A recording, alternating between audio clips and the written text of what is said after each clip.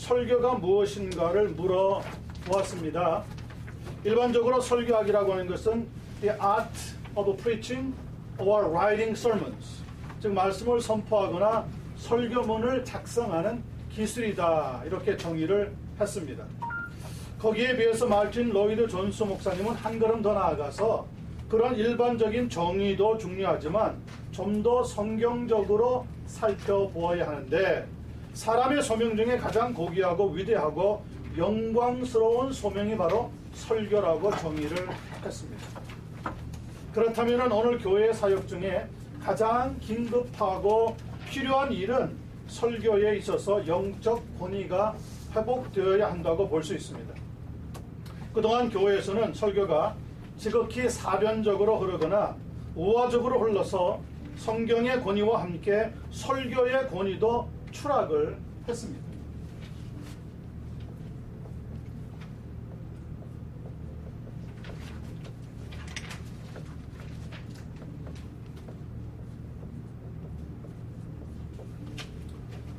(18세기) 중반 이후에 일어났던 미국의 대각성 시대, 영적 대각성 운동 시대에는 조나단 에드워드 목사님 같은 분이 설교를 할 때 그 설교의 말씀 한마디를 듣고 성도들이 바닥에 엎드려서 회개할 정도로 강력한 하나님의 은혜의 역사가 나타났었습니다.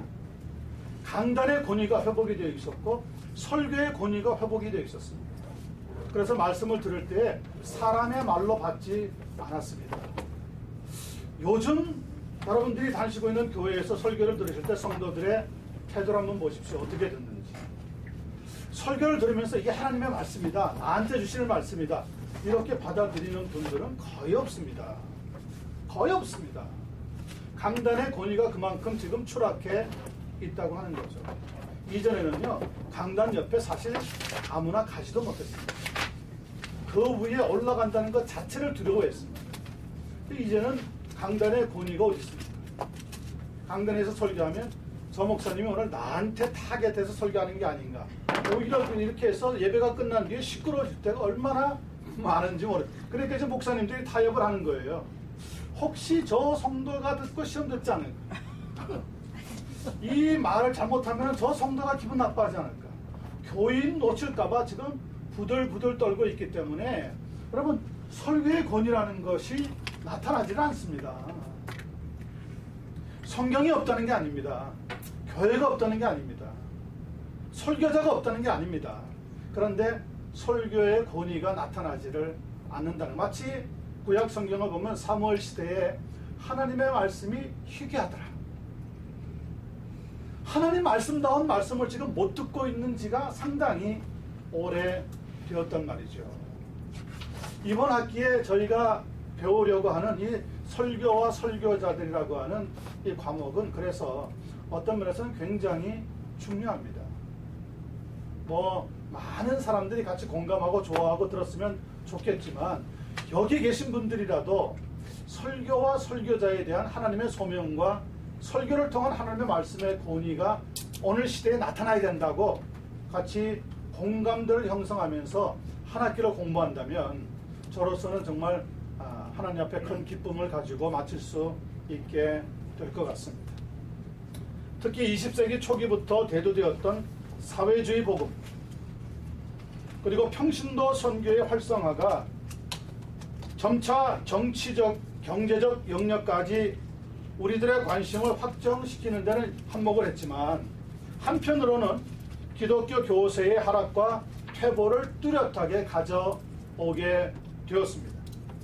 아마 거기에서 종교다원주의 운동이라고 하는 것은 또 하나의 잘못된 그러한 출발이 시작되었으리라고 예상을 해봅니다. 자, 이제 21세기 기독교 교회는 더 이상 물러나려고 해도 물러날 만한 언덕이 없습니다. 기독교의 퇴조는 뚜렷해졌습니다. 강단의 약화도 분명히 우리의 눈에 지금 보이고 있습니다. 이 강단의 약화가 곧 설교의 변질을 가져왔습니다. 여러분, 설교를 들으시면 설교를 꼭 이전에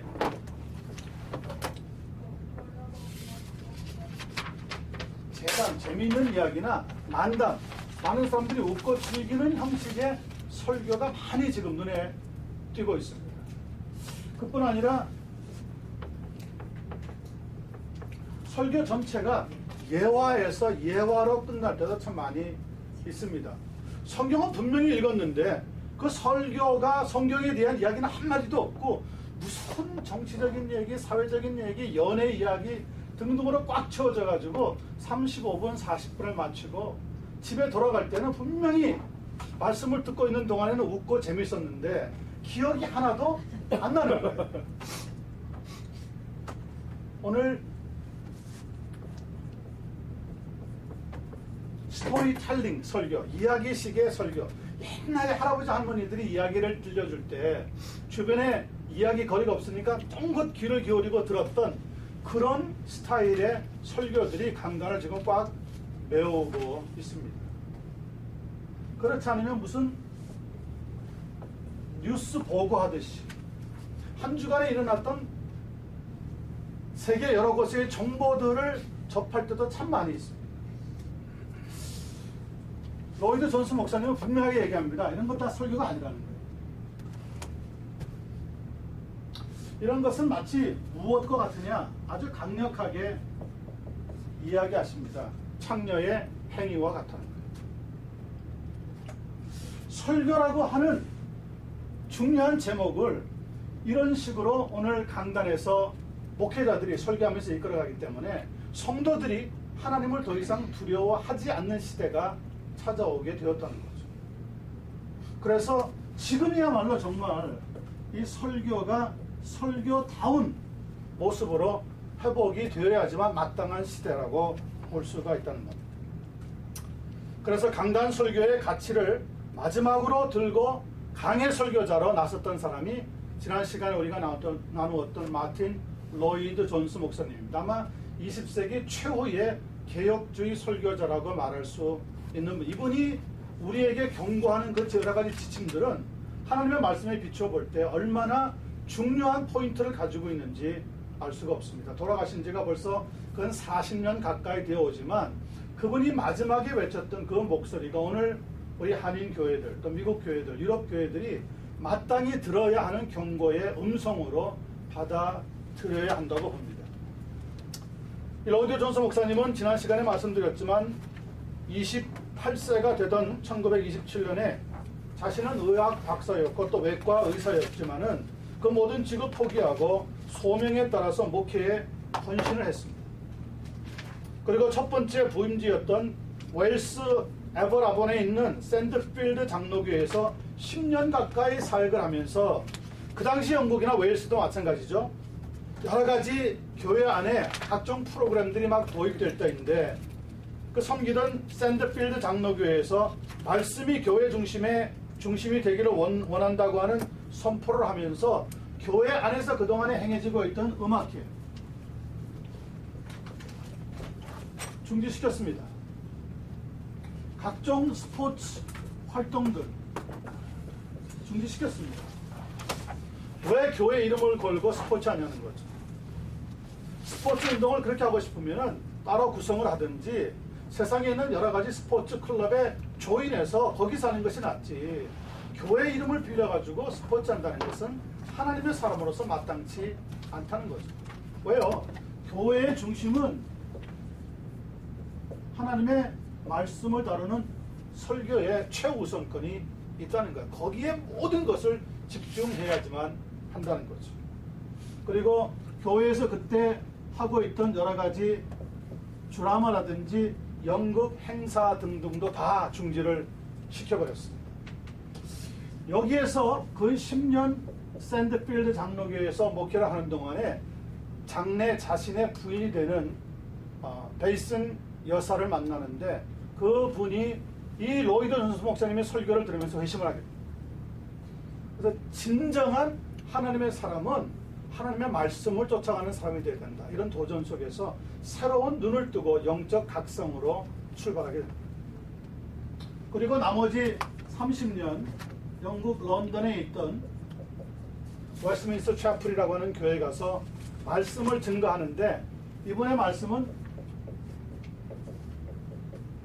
말씀에서 말씀으로 해석하는 강해 설교를 시작을 해나갔습니다. 그래서 20세기 최고의 강해 설교 대가라고 하는 별명을 얻을 만큼 그분은 모든 성경을 한번 잡았다 그러면 그 책이 끝날 때까지 하나님의 말씀을 선포하는 역사를 감당을 해 나갔습니다. 그리고 은퇴하고 나서 동부에 있는 미국 동부에 있는 웨스트민스터 신학교에 가서 6주 동안 특강을 하면서 바로 설교자가 가지고 있어야 되는 가장 중요한 자세와 태도와 이해가 무엇인가를 특강을 했는데 그때 모아졌던 것들이 지금 우리가 대하고 있는 책으로 나와 있는 이 설교와 설교자라고 하는 책입니다. 마지막 16장을 읽어보셨는지 모르겠지만 마지막 16장을 읽어보면 우리가 보통 이야기하는 개혁주의 혹은 켈빈주의 혹은 보수주의라고 부르는 여러 목사님들이나 신학자들과는 조금 다르게 이분은 무엇을 많이 특별히 강조를 많이 하느냐면 성령의 능력에 대해서 많이 강조를 합니다. 저는 성령의 능력에 대해서 강조를 많이 하는 그 부분을 읽으면서 나름 도전을 받고 한 가지 내린 결론이 뭐냐면 역시 설교자인 동시에 목회자였기 때문에 교회의 아픔, 교회의 필요성을 무엇보다 잘 느껴서 저런 결론으로 끝을 맺지 않았나 이렇게 생각을 해봅니다. 설교문을 아무리 완벽하게 문법적으로 신학적으로 교리적으로 만들었다고 하더라도 그럼 만드는 사람은 설교자란 말이에요. 그러면 그 설교문만 들고 나가서 강단에서 말 잘하는 웅변식으로 설교한다면 자신의 영광을 나타내는 것이지 그것은 하나님의 영광과는 상관이 없다는 거죠. 많은 설교자들이 설교문을 만들 때 여러 주석, 때로는 원문의 필요성, 때로는 주변에 있는 잡지, 현안되어 있는 여러 가지 정치 문제들까지 모두 도입해서 총망라해서 자신은 기가 막히게 대지, 소지, 중지를 만들어서 설교문을 작성하고 강단에 서서 이제는 내가 설교문이 완성이 되었다 하고 힘차게 선포하는지 모르지만 거기에 성령께서 능력으로 역사하지 않는다면 회심의 역사는 일어나지 않는다는 거예요. 듣는 사람들이 야 우리 목사님 정말 다양하게 박식하고 많은 것을 알고 있는 정말 똑똑한 분이구나 라고 인정을 해줄지 모르지만 그런 설교를 듣고 회심하는 역사는 결코 일어나지 않는다는 거예요. 로이드 존스 목사님의 설교하기에 있어서 가장 중요한 포인트는 성령의 능력을 다룰 때 어떤 것을 성경에 있는 예를 드느냐면 선지자 엘리야가 하나님 앞에 제사를 드릴 때의 모습을 지적하고 있습니다. 분명히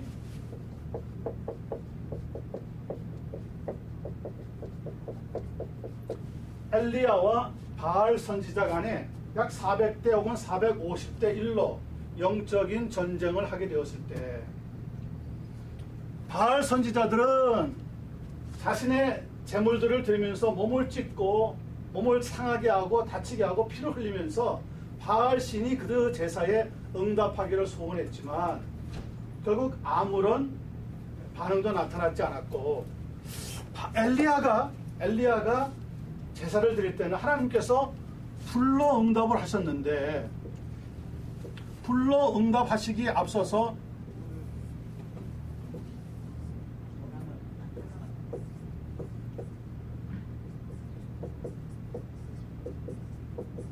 엘리야는 무슨 준비를 마치느냐면 땅 옆에 고랑을 파놓고 물을 부은 다음에 그 중간에 장작을 넣고 각을 떠서 재물들을 차곡차곡 폭에서 얹어 놓은 다음에 하나님 앞에 뭐랍니까? 불을 내려달라고 기도했다는 거죠. 오늘 설교자들이 해야 되는 훈련이 바로 이거라는 거예요.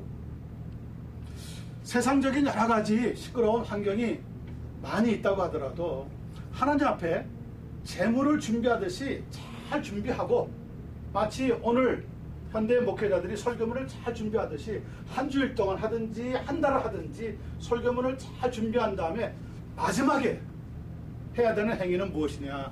하나님께서 하늘에서 불을 내려주시기를 기도한 것처럼 모든 준비가 끝나고 나서 현대의 설교자들은 반드시 성령의 능력이 나타나기를 기도하고 간구해야 된다.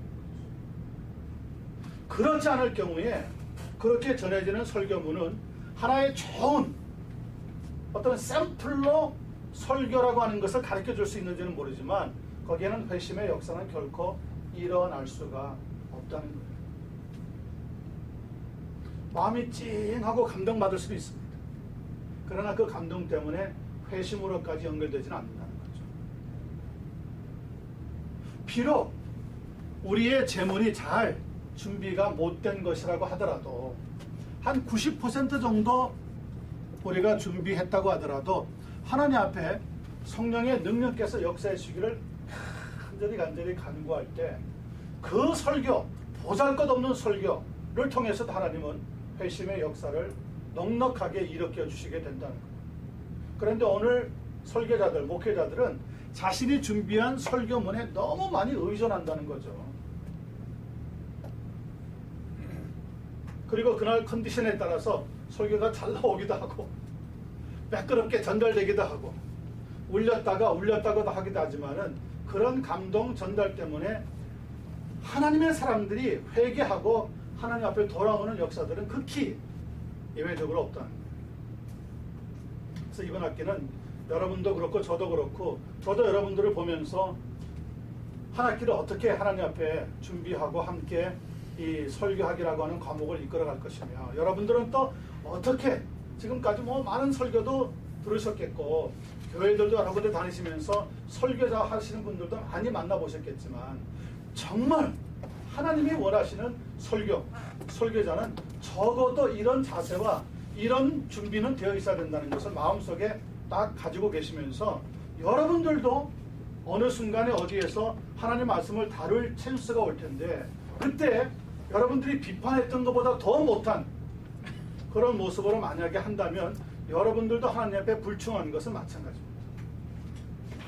그래서 우리는 이번 시간에 좀 진지한 마음으로 함께 이 설교학 두 번째 시간을 나가려고 합니다. 로이드 존스 목사님이 사역하던 그 시기에 세계적으로 두 명의 더욱 위대한 하나님의 사람들이 나타납니다. 이거는 지난 시간에 말씀을 드리지 않았던 것인데 두 분이 누가 나타나느냐면 한 사람은 미국에서 나타나고 또 한 사람은 영국에서 나타납니다. 미국에서 나타나는 사람은 여러분들이 많이 들었던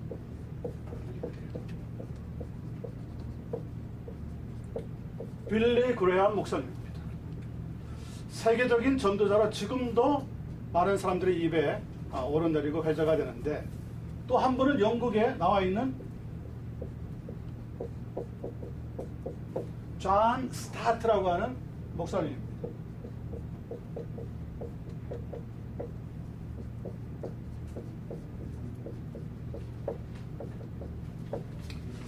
로이드 존스 목사님도 60년대 초창기에는 이분들과 함께 사역을 했습니다.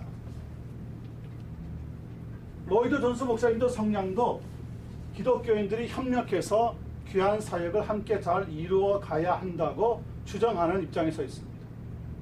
그러다가 빌리 그레이엄 목사님과는 68년에 존 스타트 목사님과는 69년에 각각 결별합니다. 지금부터 상당히 한 7, 8년 전의 일이죠. 그때 로이드 존스 목사님이 빌리 그레이엄 목사님한테 경고해드린 게 뭐냐면 당신이 만약에 지금과 같은 전도 대회를 계속하면서 수많은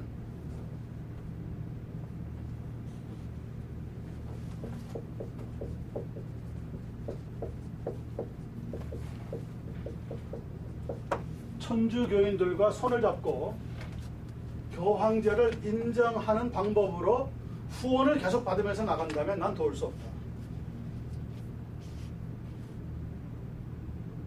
전도 대회이기 때문에 빌리 그레이엄 목사님 생각은 뭐였냐면 천주교인이든 불신자든 안 믿는 사람이든 누구든지 오면 좋다고 하는 입장이었기 때문에 결국은 나중에 천주교 카톨릭과 손을 잡는 방향으로 나가게 됩니다. 후원 때문에. 그리고 83년에 가서 개신교 지도자로서는 처음으로 교황을 알현을 합니다. 그래서 교황청의 지지도 받아나게 되었습니다. 결국 오늘 빌리 그레이엄 목사님의 사역이 어떻게 돼가고 있습니까? 실망스럽게도 빌리 그레이엄 목사님은 복음주의 신학, 우리가 이야기하는 저기에서 left, 좌쪽으로 방향을 선회했습니다. 이미 만인에게 구원이 있다고 하는 방향으로 자리를 잡아갑니다. 만인 구원론 쪽으로 자리를 옮겼습니다. 물론 현직에서는 사역에 나선을 띄고 은퇴했지만 그의 아들 프랭크 그램이라고 하는 사람이 지난번 대통령 선거를 할 때 누구를 공개적으로 지지했느냐면 미국에서 몰몬교 신자로 알려져 있던 릭 람니를 공개적으로 선언했습니다. 다시 말하면 다원주의 비슷하게 지금 만인 구원론에서 점점 이 빌리 그레이엄 전도협회 자체가 실망스럽게도 우리가 생각하지 못했던 전혀 엉뚱한 방향으로 나아가고 있다는 것을 극단적으로 보여주고 있습니다. 그래서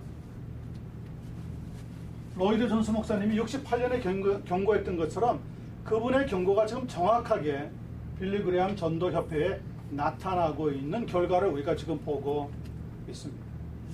존 스타트 목사님과는 왜 69년에 결별했냐면 로이드 존스 목사님이 신학이 다른 사람들과 협력한다는 것은 어려운 일이다. 그래서 영국에 있는 성공회, 다시 말하면 앵글리칸 처치, 우리가 이야기하는 감독교회와는 협력하지 않기로 선포를 했습니다.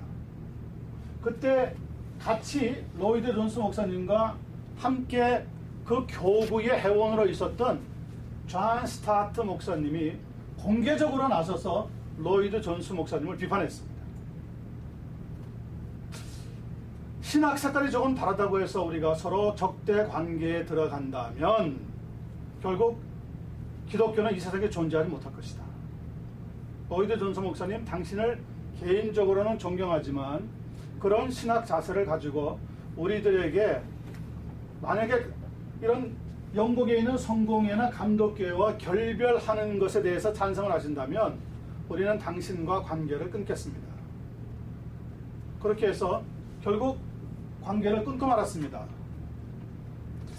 자, 그렇게 진행해 나갔던 존 스타트 목사님이 막판에 세상을 떠나기 얼마 전에 무엇을 주장했느냐면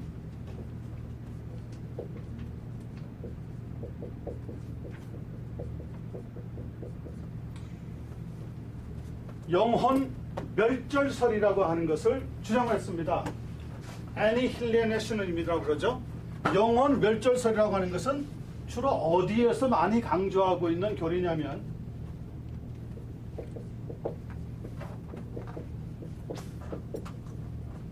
여호와의 증인에서 주장하고 있는 교리입니다.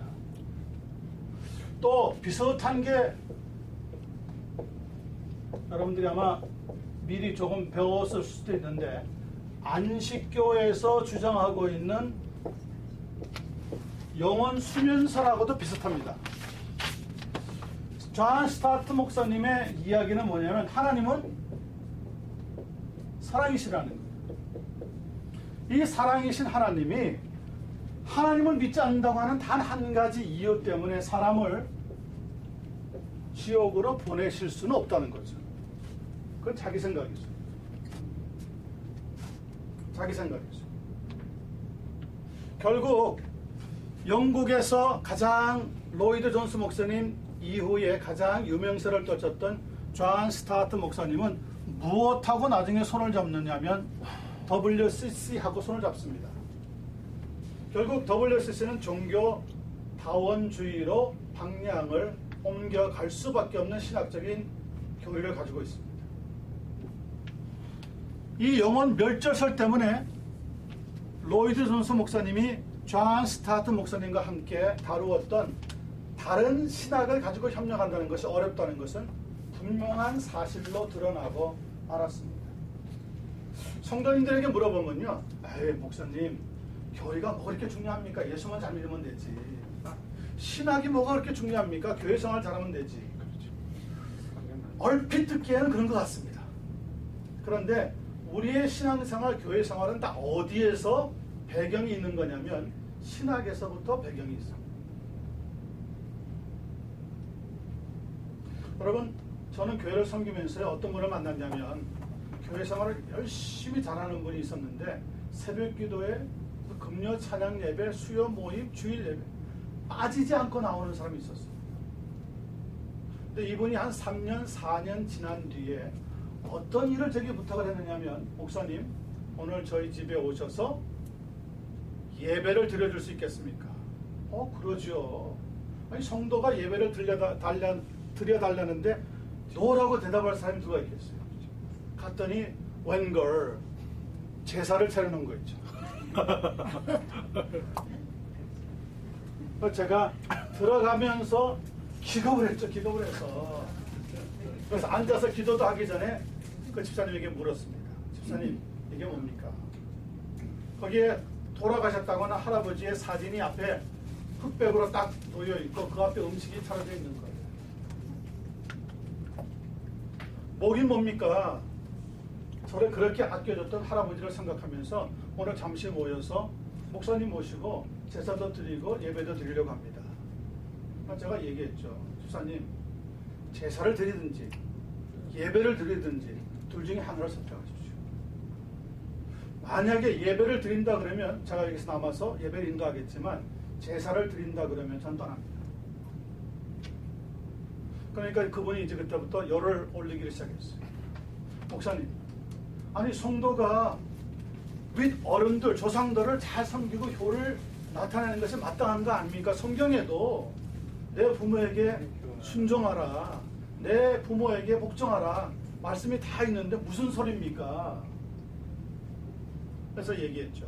집사님, 교회 생활을 어디서 시작하고 이렇게 오셨는지 모르겠지만 기독교를 오해하시는 것 같습니다. 기독교는 산자와 죽은 자가 접촉할 수 있는 지경이 없습니다. 아무리 내가 좋아했던 부모님이고 형제고 친구고 할아버지고 뭐 누구라고 하더라도 한 나라의 대통령이라고 하더라도 이 세상을 떠나면 떠난 것으로 끝입니다. 산자의 세계에 죽은 자가 들어와도 안 되고 죽은 자의 세계에 산자가 들어가도 안 됩니다. 그걸 하려고 하는 사람들이 무당입니다. 목사는 무당이 아닙니다. 그러니까 그 집사님이 그 자리에 덜컥 주저앉으면서 한숨을 내시는 거예요. 그럼 오늘 어떻게 합니까? 어떻게 하기는 저거 싹 다 치우십시오. 이 자리는 하나님께서 성령님을 보내셔서 우리의 예배를 받으시는 장소로 만드셔야 되지, 하나님께 예배드리고 죽은 자에게 제사하고 이런 일이 일어날 수 없습니다. 그것이 당신 자신으로서는 잘하는 일이라고 보이지만 하나님이 보실 때는 이거는 형편없이 나쁜 일입니다. 그러면서 성경에 나와 있는 몇 군데 말씀들을 알려드렸습니다. 너희들이 이방인들이 제사하는 것은 하나님께 예배하는 것이 아니고 귀신에게 제사 드리는 것이다. 그래서 그분이 그날로 결심을 했어요. 알겠습니다. 그러면 오늘만 하고 안 하겠습니다. 여러분, 제사에 인이백에 있는 사람은요 쉽게 금방 포기 안 합니다. 교회 생활 오래 쭉 하셨던 분들은 전혀 문제가 없는지 모르지만 거기에 이미 매여 있던 사람들은 쉽게 포기 안 합니다. 그러니까 목사님을 뭐쯤으로 생각하느냐면 하나님과 사람 사이에 서 있는 중매자 정도로 생각을 하는 거예요. 제가 이야기를 드렸죠. 그러면 그렇게 오늘까지라도 제사를 드리면서 예배를 드리고 싶으면 천주교회 신부님을 부르십시오. 신부님들은 그거 하는데 문제가 없습니다. 그러나 개신교회 목사는 제가 아니더라도 누구를 불러도 분명히 노합니다. 그리고 집사님이 교회에서 섬기기로 작정을 했으면 예수 그리스도만 섬겨야 되지 부모님을 모신다고 하는 미명하에 제사를 드리는 방식은 당연히 거절해야 됩니다. 여러분, 그런 분들을 우리가 보통 앉혀놓고 설교를 한단 말이에요. 교회에서 오늘. 근데 목사님들은 어떤 선입관을 갖고 있느냐면 교회에 앉아있으면 다 믿음 생활을 잘하고 있겠거니라고 생각해서 그 토대 위에 설교를 만들기 때문에 도덕적이고 훈화적이고 윤리적인 설교들로 가득 차지 그들의 심층에 내려가서 삶을 변화시키는 설교는 거의 못하고 있대요. 그래서 오늘 설교가 난항을 만나는 겁니다. 강단이 강단의 역할을 못하는 겁니다. 자, 그러니 여러분과 저의 사명이 책임이 얼마나 막중하겠습니까? 이제 우리는 하나하나 제대로 알아가면서 이해하면서 하나님의 말씀이 설교든 가르치든지 나누든지 항상 성경에서 성경으로 이어져야 된다는 것을 다시 한번 이해하는 이 시간이 되기를 바랍니다. 자, 들어갑니다. 여러분 가지고 있는 교환 보시면 6페이지입니다. 지난 시간에 4번까지 하고 5번을 채 마치지 못한 채 마쳤습니다. 오늘 조금 진도가 빨리 나갈 겁니다. 5번. 그러면 교회와 목회자들이 해야 하는 일이 무엇인가?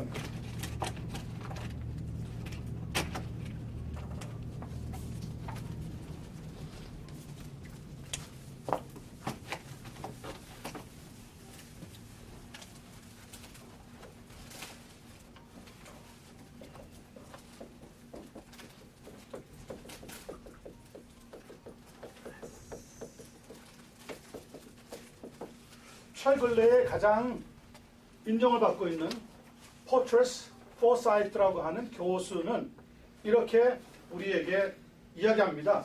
교회는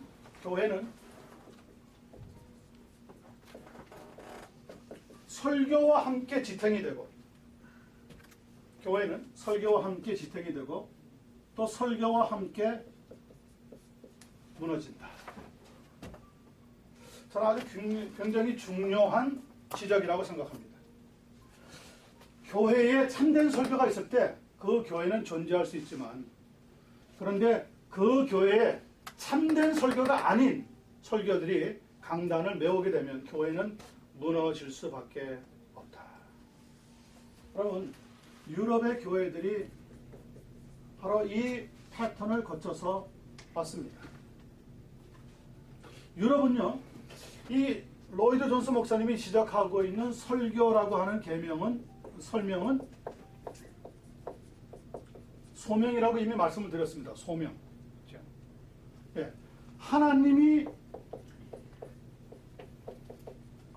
불러주시지 않았는데 강단에 서는 자는 하나님의 심판을 면하지 못한다는 거예요. 그 사람이 아무리 뛰어나고 아무리 박색하고 아무리 신학 교수고 뭐라고 할지라도 하나님의 콜링이 없는데 설교자가 된 사람들은 스스로 지옥불에 뛰어드는 것과 같아. 무섭죠? 무섭죠? 그렇게 나옵니다. 무섭죠? 하나님 동의하고 사기치는 거죠. 네, 그렇죠. 그렇죠. 하나님 말씀을 가지고 자기가 하고 싶은 말로 다 몰고 가는 거죠. 이것처럼 무서운 일이 없습니다. 그러니 유럽에서는 설교가 소명이 아니라 어느 순간에 뭐로 바뀌었습니까? 직업으로 바뀌었습니다. 특별히 독일을 중심으로 해서 일어났던 자유주의 신학은 설교자를 그 나라의 공무원으로 만들었습니다. 공무원 시험 중에 제일 어려운 시험이 목사 시험이 됩니다. 그래서 한번 목사가 되면 죽을 때까지 안전 보장이 됩니다. 리타이어 해도 나오는 연금이 다른 사람들보다 훨씬 많은 아주 안정된 든든한 보장을 가지고 있는 직업이 설교자입니다. 자, 그러니 이 설교자는 때마다 시마다 뭘 갖겠습니까? 휴가라고 하는 명목으로 가족들 베케이션을 꼬박꼬박 챙겨 먹을 수밖에 없습니다. 다른 공무원들도 휴가를 가질 때 목사라고 하는 타이틀을 가지고 있는 설교자들도 휴가를 떠나는 거예요. 그러니 14세기, 15세기에 많이 지어놓았던 수도원, 그 기가 막히게 만들어놓은 수도원들이 한 사람도 교인들이 없이 그냥 한두 사람 별장지기 같은 사람들이 돌보고 있는 실정에 지나지 않는 거죠. 그 수도원 같은데 기도하러 왔던 수많은 수백 명, 수천 명 되는 사람들은 한 명도 이제 더 이상 나타나지 않는 거예요. 여러분, 설교자가 하나님의 소명에 따라서 움직이는 게 아니라 이렇게 직업이 되어버리고 공무원이 되어버릴 때 설교의 권위라고 하는 것은 추락할 수밖에 없겠죠. 그러면 그렇게 공무원이 된 사람이 강단에 서서 무슨 설교를 하겠습니까? 교회에 나온 성도들에게 맞춰주는 설교를 하지 않겠어요. 그 자리를 지키려면. 그러니 하나님에 대한 authority, 하나님의 권위라는 것은 상상하지도 못하는 거죠. 거기에서 여러분 어떻게 좋은 신학이 나오겠습니까? 성경 넣고 계속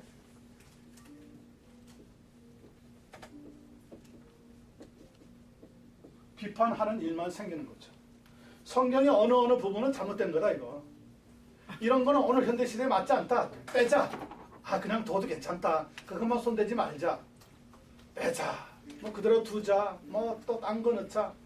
매번 이런 현상이 유럽 교회에 생기다 보니까 이제는 유럽의 교회가 아니라 이제는 무슬림 사원들이 더 많아지는, 성도들이 헌금을 내어가지고 세워놨던 그 멋있는 교회당들이, 그 가틱 철치 되어 있는 것들이 다 지금 무슬림 사원으로 바뀌고 있는 추세가 오늘날의 모습. 여러분, 이게 곧 이제 미국에 닥치고 한국에 닥치는 일들입니다. 여러분들이 잘 아는 것처럼 트렌드라는 게 있죠. 트렌드. 추세라는 게 있어요. 추세. 어느 한 지방에 한 나라에 어떤 트렌드가 생기면 쫙 따라서 생깁니다. 이미 유럽 교회는 사양길에 들어갔고 미국 교회도 이미 주저앉았고요. 한국 교회는 덩달아서 지금 완전히 추락하고 있는 가운데 있습니다. 여기에 무엇까지 지금 덮쳤냐면 멤모니즘, 물질주의까지 덮쳤기 때문에 한국 분들에게는 교회 가면 예수 믿고 복 받는다고 하는 말이 그렇게 반가울 수가 없는 거죠. 그래서 잘 못 살고 출세하지 못하면 예수 제대로 믿지 못해서, 복을 받지 못해서라고 하는 아주 결론이 간단하게 내려지는 거예요. 물질주의는 그래요. 기복주의는 그렇게 나타납니다. 무서운 거죠. 그런데 알게 모르게 우리도 어느새 교회 생활하면서 무슨 일이 생기면 어떤 생각부터 들었냐면 이거 하나님이 나를 벌 주는 거 아닌가? 시험 주는 거 아닌가? 하나님이 더 이상 나에게 가까이 하지 않으시는가? 이런 의심을 자꾸 갖도록 만든, 이건 전부 기복주의에서 나타나고 있는 현상들입니다. 자, 그래서 중요한 것은 5번인데요. 목회자와 교회가 무엇보다 먼저 해야 하는 일들이 있습니다. 1번, 주된 임무. 무엇보다 교회는 무엇을 해야 합니까? 하나님의 말씀을 설교하는 일을 힘써야 합니다. 무엇보다. 최우선입니다. 최우선. 성도도 마찬가지고 목회자도 마찬가지고 우리가 다시 한번 하나님의 말씀의 권위를 회복하는 삶을 살아들이면 세상은 변합니다. 내가 안 변하는데 주변이 변할 리는 없는 거죠. 1번, 이 주된 임무가 하나님의 말씀을 설교하는 것인데 무엇으로 입증하느냐? 첫 번째, 성경으로 입증합니다. 물론 구약에도 여러 개가 있겠지만은 신약 성경에서 입증하고 싶은데요. 예수님의 사역에 먼저 맞춰봅니다. 예수님의 사역의 두 측면은 기적과 말씀으로 나누어져 있습니다. 기적은 그런데 맨데터리가 아니라 부차적인 사역입니다. 그래서 사도 요한은 항상 그의 복음서에 뭐라고 기적이라고 하는 단어를 쓰지 않고 표적. 표적이라고 하는 사인을 쓰고 있습니다. 미라클이 아니라 사인이라고 하는 말로 쓰고 있습니다. 기적이 없다는 말이 아니라 하나님께서는 기적보다 표적을 우리에게 나타내어서 기적이 앞서지 않고 하나님의 말씀이 앞서도록 부차적인 사역을 했다는 거죠. 그래서 말씀은 예수님의 사역에 있어서 주된 사역, 그리고 예수님을 세상의 빛으로 나타내도록 하는 가장 중요한 요소였다는 것을 우리는 성경을 통해서 먼저 찾아볼 수가 있습니다. 두 번째는 제자들을 통해서 우리가 입증해 보는 겁니다. 부활 후에 예수님은 제자들에게 뭐라고 얘기하셨습니까? 사도행전 1장 8절에 보니까 오직 성령이 너희에게 임하시면 너희가 권능을 받고 예루살렘과 온 유대와 사마리아와 땅 끝까지 이르러 뭐가 되라고요? 내 증인이 되라. 증인은 뭐라는 사람이 증인입니까? 그렇죠. 자기가 보고 들은 것을 그대로 전하면 되는 거죠. 전하면 돼요. 그게 증인이에요. 근데 증인이 자기 생각을 많이 이야기하면 어떻게 됩니까? 법정에서 쫓겨납니다. 증인석에서 내려와야 됩니다. 증인은요, 딴소리 못합니다. 예수님께서 자기의 제자들에게 너희는 내 증인이 되라. 이 증인이라고 하는 용어가 원래 영어 성경에는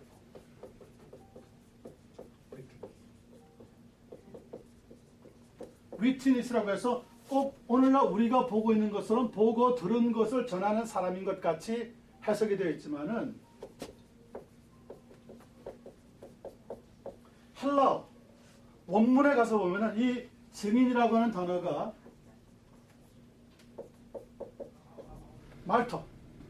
말투스라고 하는 단어로 되어 있습니다.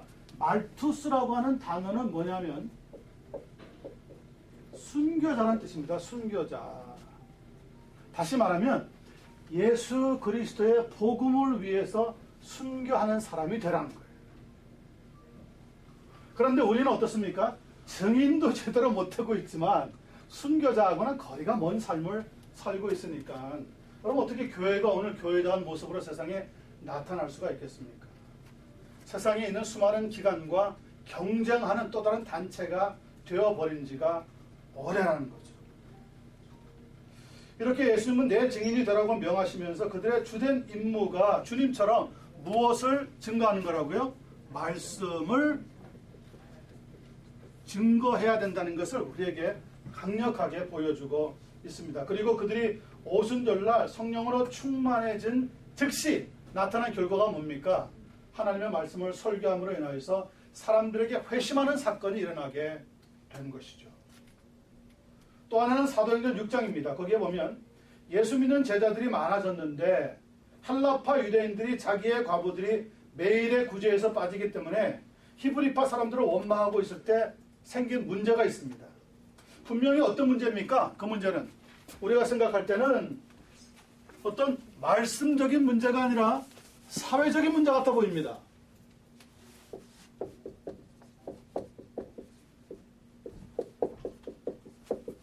구제 사역에서 히브리파 사람들은 늘 도움을 받는데 헬라파 유대인들은 도움을 받지 못하니까 꼭 사회적인 문제, 물질적인 문제쯤으로 보인단 말이에요. 그런데 사도들은 이 문제를 해결하는 데 있어서 그래, 헬라파, 히브리파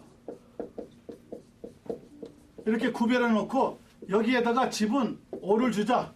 여기에다가 5를 줘서 아주 균등하게 함부로 문제를 해결하자. 이렇게 해결 방식을 잡지 않았다는 거예요. 이게 오늘 교회에 굉장히 지금 중요한 일입니다. 그렇게 하는 대신에 무엇을 했습니까? 뭐가 충만한 사람이요? 믿음과 성령이 충만한 사람 7을 세우라. 그래서 그 하나님의 사람들이 이 문제를 해결하게 하고 우리 사도들은 뭘 한다고요? 예, 말씀과 기도하는 일에 뭐하리라? 예, 옛날에는 전무라고 했는데 전념하리라.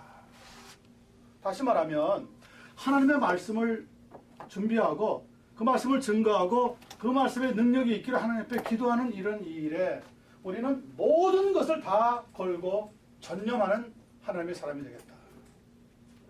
오늘 교회 목회자들이 이런저런 일 많이 하고 뭐 사회적으로 나가서 무슨 단체 회장 뭐 고문 막 어떤 목사님은 보니까요 요 조그마한 명함에 앞뒤로 뭘 하는지 그냥 수십 개 단체장이에요. 수십 개. 그래서 세상에서는 그거 보고 나서 야, 이 목사님 대단한 분이구나 이렇게 할지 모르지만 저는 그런 걸 보면요 가슴이 쿵 떨어집니다. 야, 이런데 다 쫓아다니다가 언제 말씀 준비한 명함은 뭐 필요하지 않잖아요. 목사님이 한국 사회에서는 명함이 이게 하나의 꼭 필요한 요소인가 봐요. 미국에서는 뭐 저는 그렇게 이 네임카드 주고받는 거 많이 못 봤거든요.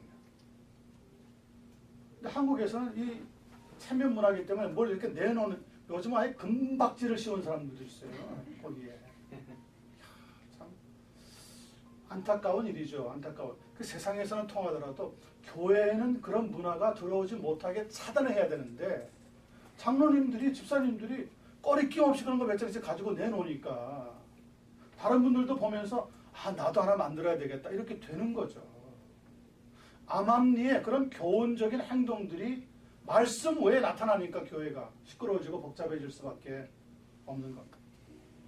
자, 이 문제를 보면은 분명히 사회적인 문제였고 부분적으로는 정치적인 문제였지만 사도들은 교회의 출범 즉시 찾아왔던 중대한 시험임을 알고 나서 우리가 하나님의 말씀을 제쳐놓고 접대를 일삼는 것이 마땅하지 않다라고 하면서 우리는 오직 기도하는 일과 말씀 사역에 힘쓰리라고 하므로 교회가 존재하는 것은 말씀을 전하기 위해서라는 것과 자기들의 원래 뭐요? 사명. 자신들의 원래의 사명은 하나님의 말씀을 전하는 것에 있다는 것을 분명히 했습니다. 그래서 초대교회가 역할과 분담이 잘 이루어지면서 사도들도 말씀과 성령과 기도가 충만했고요.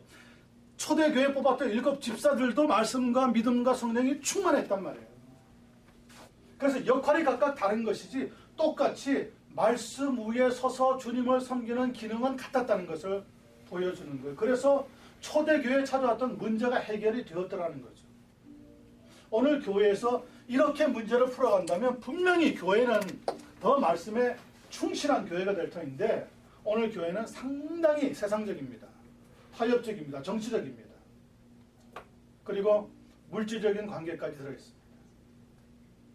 돈이 많고 어느 모 회사의 사장, 회장 혹은 은행장쯤 되는 사람 같으면 아 바쁘신데 하면서 돈만 조금 내게 하고 중요한 자리들은 안 맞습니다. 정말 교회에서 일해야 되는 그 나이대인데 전부 세상에서 맡고 있는 역할에 더 중요성을 두고 있지 교회에서 맡는 일을 중요하게 생각하지 않습니다. 그러니 교회가 교회다운 모습을 갖추기가 힘든 상황이 점점 되어가고 있는 거죠. 네 번째입니다. 그러면 이렇게 교회의 일꾼 뽑는 일에만 말씀을 분명히 전하는 것을 나타내는 것이 아니라 그러면 교회 핍박이 와서 흩어지게 되었을 때는 또 어떤가 살펴봅니다. 사도행전 8장을 보면 예루살렘에 큰 핍박이 나서 사도 외의 모든 성도들이 사방으로 흩어질 때 그 흩어진 사람들이 두루 다니면서 복음의 말씀을 전할세 빌립이 사마리아 성에 내려가 그리스도를 백성에게 전파하니라고 하는 기록이 있는데 여기에 똑같이 전할세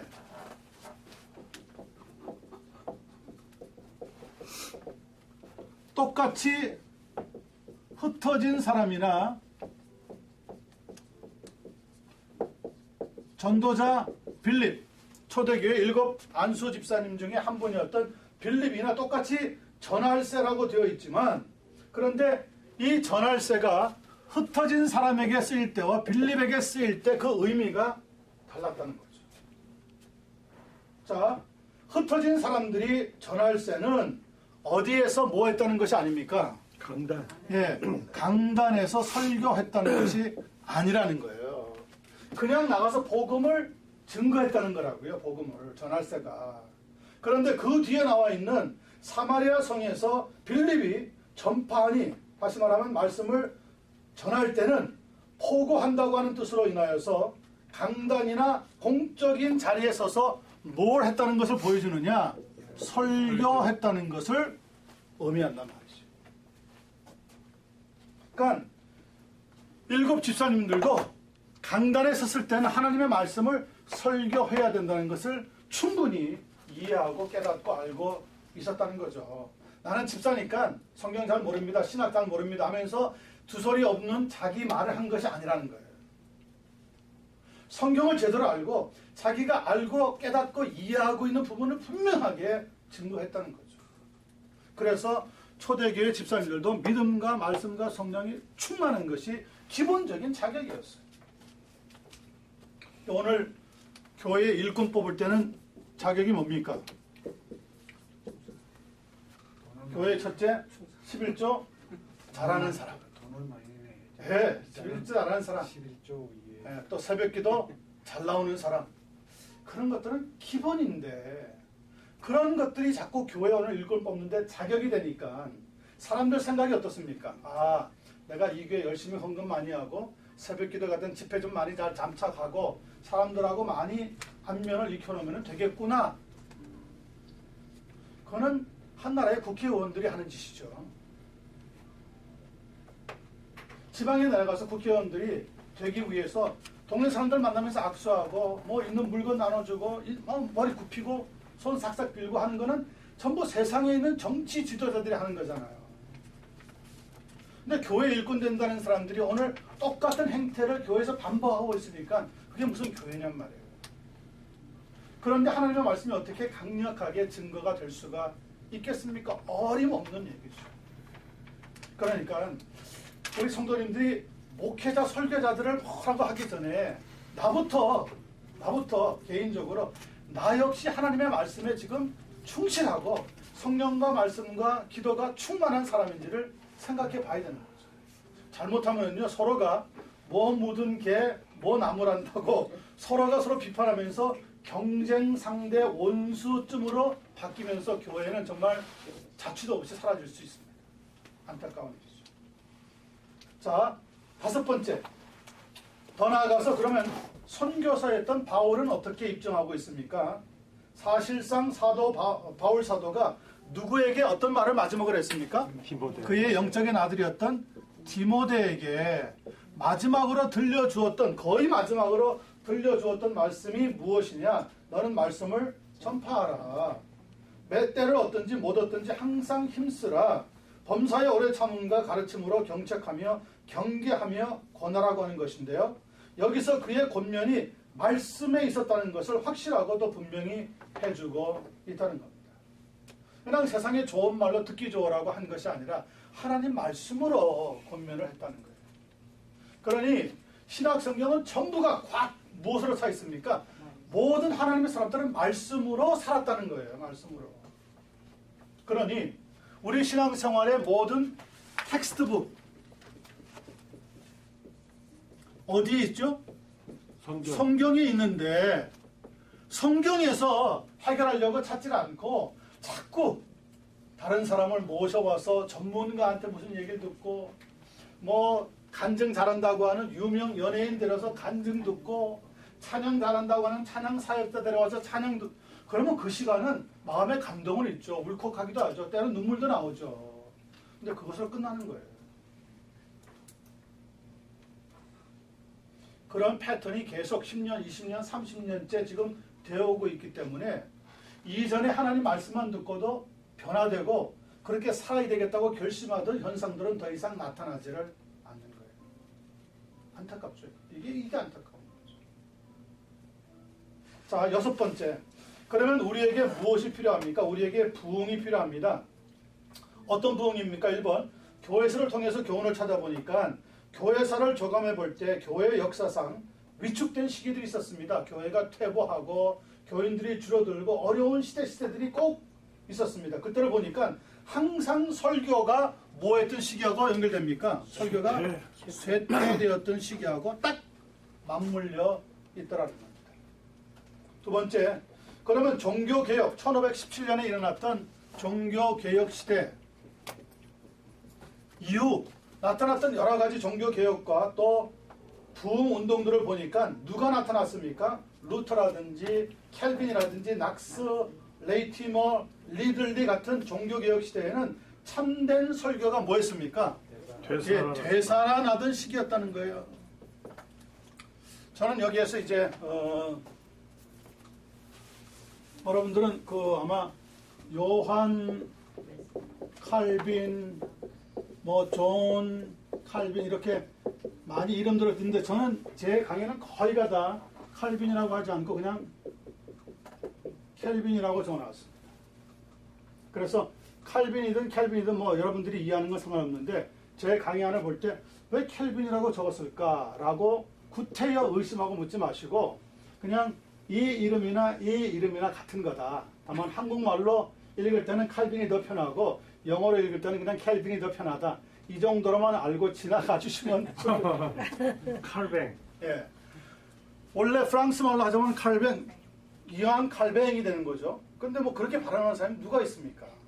그러니까 여러분들은 칼빈으로 발음해도 좋고 켈빈으로 발음해도 좋으니까 거기에 대해서 다른 이야기는 하지 마시고 하여튼 종교 개혁사를 통해서 분명히 참된 설교가 되살아났던 시대라는 것을 우리가 생각해 볼 수가 있습니다. 세 번째, 또 17세기, 18세기를 통한 교훈입니다. 이때는 위대한 청교도 지도자들이 많이 나타났는데요. 조나단 에드워즈라든지 조지 윗필드, 그리고 존 웨슬리, 롤런즈, 해리스 등등을 통해서 위대한 설교의 시대가 뭐 했던 시대였을까요? 도래. 네, 도래. 그러한 위대한 시대가 찾아왔던 아주 힘찬 시기였습니다. 여기에 이제 제가 웨슬리 형제라고 했는데 웨슬리 형제는 맞습니다. 존 웨슬리와 찰스 웨슬리 형제입니다. 이분들은 우리와는 좀 신학이 다릅니다. 감리교. 이분들은 하나님의 주권 사상에 있어서 거기에 나와 있는 조지 윗필드와는 사상을 달리했습니다. 조지 윗필드는 하나님의 주권을 강조하면서 우리는 영원히 죽을 때까지 하나님의 은혜가 필요한 죄인이라고 강조했습니다. 여기에 비해서 웨슬리는 지금 웨슬리를 등장시킨 것은 설교가 강하게 증거했던 사람으로서 우리가 예정을 주기 위해서 나타낸 것이지 이분의 신앙이 맞기 때문에 거기에다 이름을 적은 것은 아니라는 것을 설명하려고 말씀드립니다. 여러분, 자유주의 신학을 가지고 있는 사람들 중에서도 설교를 아주 강하게 이야기하는 분들이 있습니다. 어떤 때는요, 요즘은 보니까 이 카톨릭에 있는 천주교에 있는 신부님들도 개신교 목사님 비슷하게 설교로 돌아가는 분들이 좀 생겼어요. 그래서 듣고 있으면 이분이 신부인지 목사인지 몰라요. 완전 설교예요, 완전 설교. 그분 이야기 들어보니까 목사님들이 모인 장소에 가서 설교에 대한 도전을 받고 신학교에 들어가서 설교학만 한 2, 3년 전공을 했답니다. 개신교 쪽으로. 그리고 나서 아하, 우리 천주교의 약한 데가 바로 이 설교 부분이구나. 그렇게 해서 설교를 집중적으로 말씀으로 증거하는 일을 지금 일으키고 있는 사람들도 있습니다. 그런 예외적인 상황 말고요. 지금 저는 전체적으로 볼 때 웨슬리라고 하는 분은 조지 윗필드와 거의 견줄 수 있는 아주 뛰어난 설교자였습니다. 단 한 가지. 신학적인 성향이 우리랑 좀 달라서 자주 우리가 언급을 하지 않는데 그분은 하나님의 주권 사상에 있어서 조지 윗필드가 하나님의 은혜를 강조한 데 비해서 누구에게 보았느냐면 사람의 자유의지. 사람의 의지에 따라서 우리의 삶이 달라진다고 보았습니다. 그래서 이 의지가 끝까지 우리가 하나님의 필요한 은혜가 있기는 있어야 되지만 죄인이라기보다도 그는 신학적으로 하나님 앞에 완전 성화를 이룰 수 있다고 주장하는 단계에 나아갔습니다. 우리가 사람의 의지가 있다는 거죠. 마음먹기라는 거죠. 그래서 사람의 의지를 강조하다 보니까 완전 성화라고 하는 단계까지 나가서 이분이 이제 주장하고 있는 것이 바로 감리교와 성결교에서도 주장하고 있는 그 사중 복음 혹은 완전 성화와도 연결이 되고 있는 대목입니다. 그래서 이분의 신학적인 성향은 우리가 이야기하는 켈빈주의가 아니라 알미니언이라고 부르는 사람의 의지에다가 구원의 문제를 좀 더 강조하는 면으로 흘러갔다는 것이죠. 거기에 비해서 웨필드와 같은 사람은 끝까지 하나님의 은혜, 우리는 용서받은 죄인으로서 끝까지 하나님의 은혜가 필요한 하나님의 주권을 강조하게 되었습니다. 자, 두 번째 교환입니다. 대안은 없다는 겁니다. No substitution입니다. 자, 그러면 인간의 진정한 필요와 성경이 전하고 선포하는 구원의 성격을 고려해 볼 때 이 부분에 대해서 설교하고 선포하는 것, 즉 인간의 진정한 필요가 무엇인지 밝히면서 그 유일한 해결책 내지 치료책을 밝히는 것이야말로 교회의 가장 중요한 주된 임무라고 먼저 정의를 하고 시작합니다. 자, 그런데도 사람들이 설교의 중요성을 더 이상 깨닫지 못하고 있는 것은 무엇 때문에 그렇습니까? 교회의 주된 임무가 무엇인지를 오해하기 때문에 그런 거죠.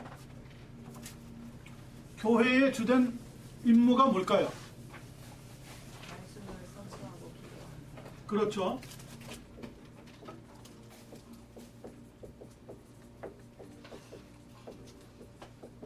자, 우리는 말씀을 선포하고 십자가의 도, 즉 복음을 증가하는 것이 가장 중요한 교회의 주된 임무이다. 이렇게 하는데 비해서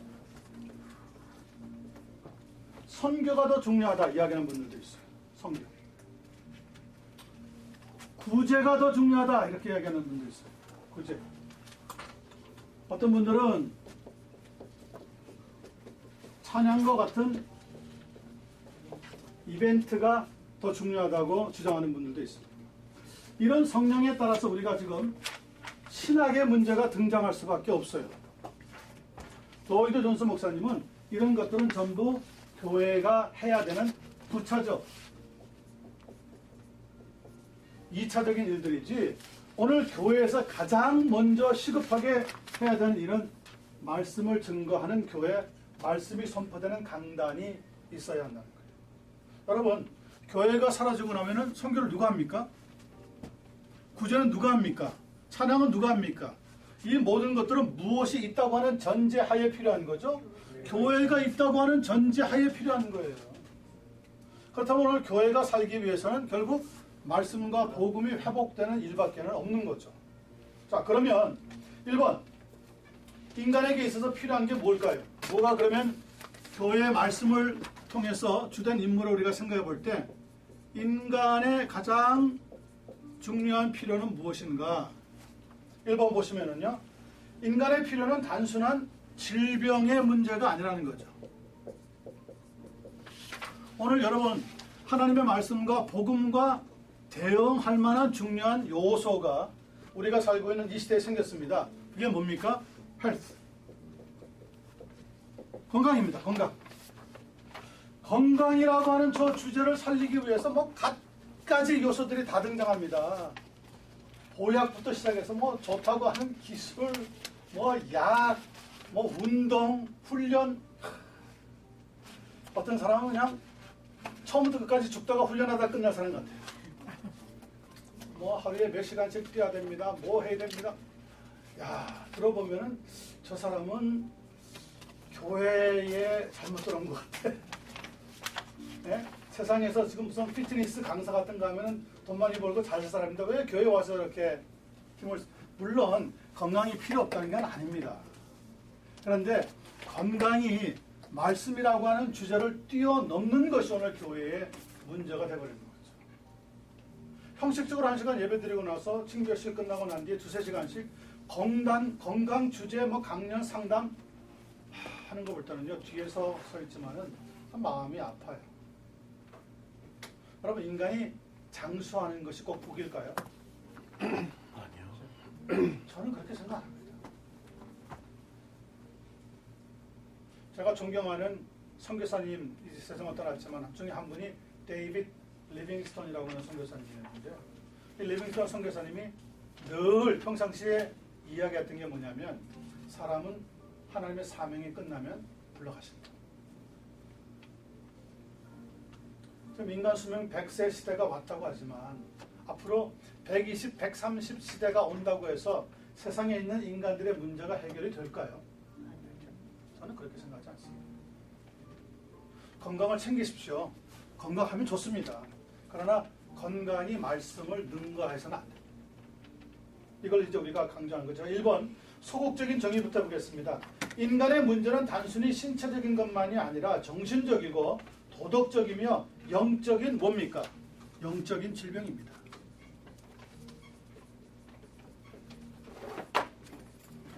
그냥 질병이 아니라 이 질병 뒤에 무엇이 있는지를 영적으로 보는 눈이 우리에게 필요한 거죠. 2번 그런 의미에서 적극적인 정의를 살펴봅니다. 성경은 인간의 진정한 문제가 무엇인가 하나님을 거슬려 반역함으로써 하나님의 무엇 아래 놓여있는 인간입니까? 하나님의 진노. 하나님의 진노 아래 놓여있는 그래서 허물과 죄로 죽은 존재인 영적으로 죽은 존재라는 것을 우리에게 밝혀주고 있습니다. 요한복음 9장 41절에 보면은 그는 허물과 예수님이 말씀하신 너희가 맹인이 되었더라면 죄가 없으려니와 본다고 하니 너희 죄도 그냥 있느니라. 우리를 가리켜서 뭐라고 얘기했습니까? 우리를 맹인이라고 했습니다. 맹인. 맹인이라는 것이 뭡니까? 이전에는요 이 맹인을 가리켜서 장님 혹은 소경 이런 단어를 썼습니다. 그런데 여러분 이 장님이나 소경은 맹인이라고 하는 단어와는 달리 몸의 신체에 부자유한 사람을 깔보고 사용했던 단어들입니다. 그래서 이전 개역 성경에는 소경이라고 하는 단어가 적혀져 있어요. 그때까지만 해도 이 핸디캡을 가지고 있는 사람들이 얼마나 힘든 고통을 가지고 있는지 넉넉히 이해를 못했기 때문에 번역하는 과정에 일반적으로 쓰고 있던 단어를 사용했죠. 그런데 지금 리바이스된 개역 개정을 보면 이런 단어들이 다 바뀌어 있습니다. 더 이상 소경이나 장님이라는 단어 쓰지 않습니다. 원래 제대로 쓰자면 시각 장애인이라고만 얘기해야 돼요. 그런데 성경에서는 그렇게 쓰기에는 좀 더 단어가 너무 현대화되어 있고 너무 기니까 그냥 맹인, 앞을 보지 못하는 사람이다 이렇게 간단하게 적어 놓았습니다. 그러면 이런 단어들도 우리가 먼저 변화를 시켜야 됩니다. 세상에서 변화시켜가지고 교회 끌고 오기 전에 우리가 인격 대 인격으로 만난 하나님이 계시다면 다른 사람들도 인격 대 인격으로 대하는 법을 배워야 합니다. 문둥병이라고 옛날에 써 있었습니다. 지금은 더 이상 문둥병이라고 쓰지 않습니다. 나병 혹은 한센시병이라고 이제는 다 바뀌어져 있는데 여전히 제가 지난번 주인가 그 지난번 주에 지나가면서 이 복음방송에서 나오는 설교를 듣는데 어떤 목사님이요 설교하면서 여전히 문둥병이라고 얘기합니다.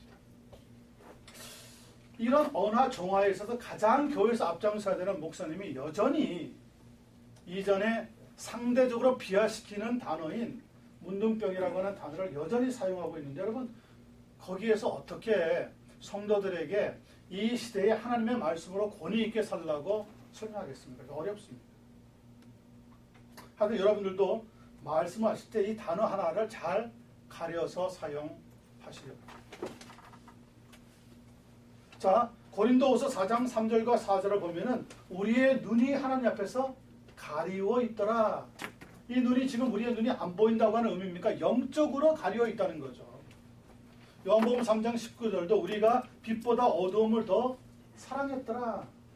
아니, 미국에 사는 사람들은 뭘 더 좋아합니까? 낮보다는 밤이 더 기니까 활동이 낮에는 그냥 나가서 일하는 거고 만나고 사람들과 교제하는 시간은 다 언제 합니까? 밤에 합니다. 그러면 밤에 이렇게 만나는 게 잘못됐다는 걸 얘기하는 거예요? 영적으로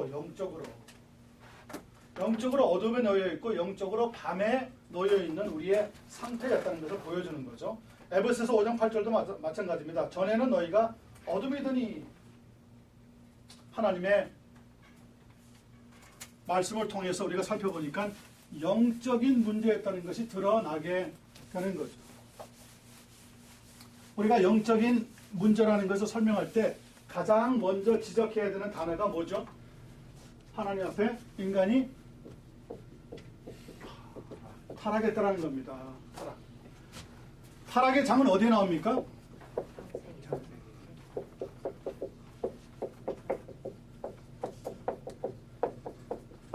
창세기 1장에는 뭐가 나오죠? 하나님의 창조. 두 번째는요. 2장에는 뭐가 나오죠? 하나님께서 타락. 인간을 만드셨는데 이 인간이 하나님의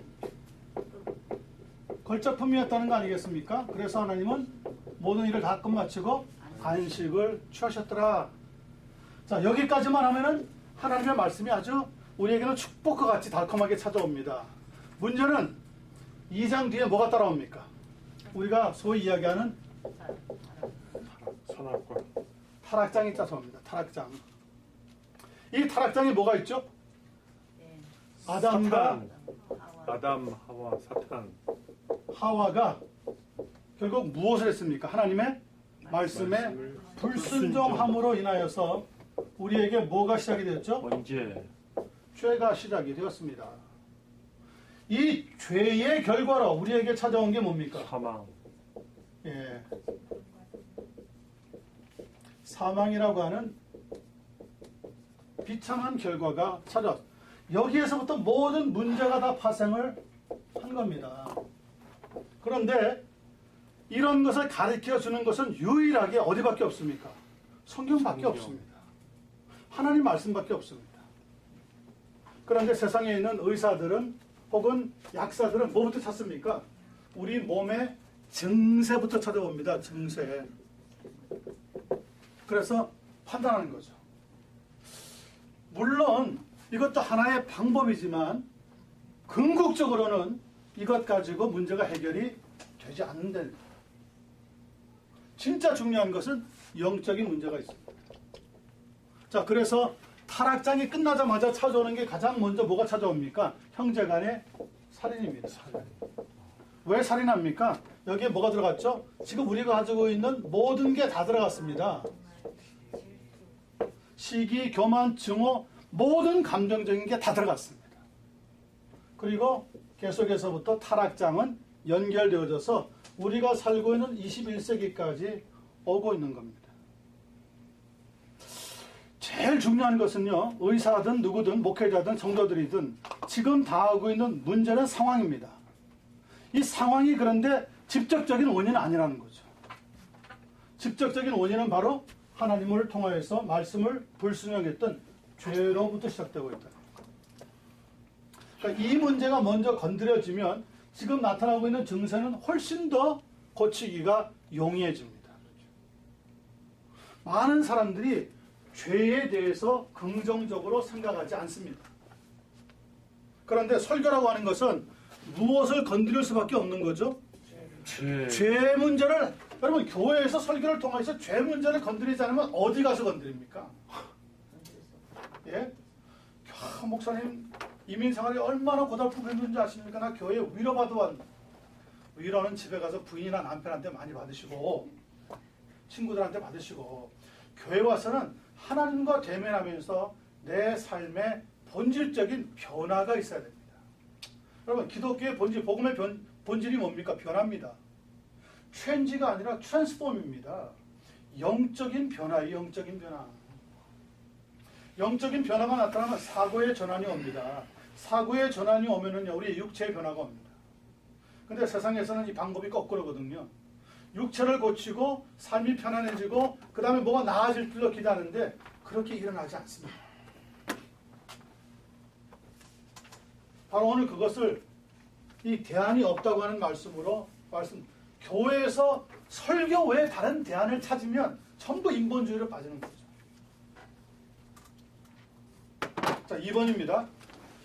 3번, 성경적인 인간관, 불행이나 비참함, 더 나아가서 신체적인 질병이나 사람에게 고통을 주는 모든 것은 결국 무엇이 문제입니까? 원죄의 결과이고 무엇의 선물이라고요? 타락의 선물입니다. 타락. 타락 때문에 일어났습니다. 타락. 자, 그러면 이 타락을 해결할 수 있는 주된 방법이 뭡니까? 구원에 이르는 지식을 갖는 겁니다. 하나님의 뜻이 뭐죠? 모든 사람이 구원을 받고 진리에 이르는 것이라고 디모데전서 2장 4절은 선포하고 있습니다. 여기에서 진리에 이른다고 하는 것은 진리를 뭐 한다는 겁니까? 진리를 안다는 겁니다. 안다. 우리는 안다 그러면 그냥 to know 이렇게 설명할 수 있겠지만은 원래 이 안다라고 하는 단어는 히브리 말로는 야다입니다. 야다. 야다라고 하는 뜻은 experience 한다. 경험한다는 거예요. 경험. 성경에 보면 남자가 여자를 안다. 여자가 남자를 안다. 그럴 때 to know 지식으로 지적으로 안다는 뜻이 아니랍니까? 그것은 경험적으로 내가 체험을 했다고 하는 의미예요. 하나님도 마찬가지입니다. 하나님도 안다, to know가 되면 안 됩니다. 이건 지적으로 아는 건 안 돼요. 하나님도 우리는 경험으로 알아야 돼요. 그래서 하나님을 체험하는 거죠. 체험. 왜 어릴 때부터 교회 생활 쭉 하고 모태싱으로 자랐던 분들이 나이가 드셔가지고 갑자기 어느 날 나 진짜 예수님 믿게 돼서 사는 분들이 있습니다. 그 이전까지는 그러면 하나님은 어떻게 한 겁니까? 그냥 알았던 거예요. 그냥 지적으로. 부모님이 믿었으니까 교회 나가니까 전도사님이 목사님이 하나님이 계시다고 하니까 그럼 인정했던 거죠. 그런데 자기가 살아계신 하나님을 딱 체험하니까 그 하나님이 지금까지 자기가 알아왔던 하나님하고는 비슷한 면도 있지만 완전히 다르다는 것을 깨닫는 거죠. 이러한 체험을 할 수 있도록 이끌어가는데 가장 중요한 도구가 바로 설교라는 거죠. 설교. 다른 대안이 없이. 자, 2번. 그런데 문제가 뭡니까? 사람들의 무지입니다. 사도 바울은 사도행전 17장을 보면 항상 철학을 가지고 논쟁하기를 즐겨하고 있던 아덴 사람들에게 뭐라고 이야기했느냐면 너희가 알지 못하는 그것을 내가 너희에게 알게 하리라 라고 했는데 그들은 철학자였음에도 불구하고 무엇에 대해서 무지했을까요? 진리에 대해서는 무지했습니다. 저도 대학에서 철학을 1, 2 공부를 하면서 그들이 가장 중요하게 생각하는 게 뭐냐면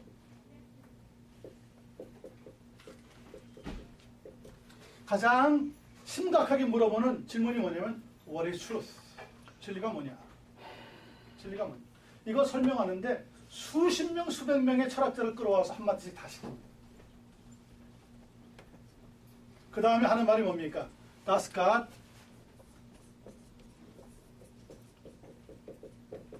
exist? 하나님이 정말 존재하느냐?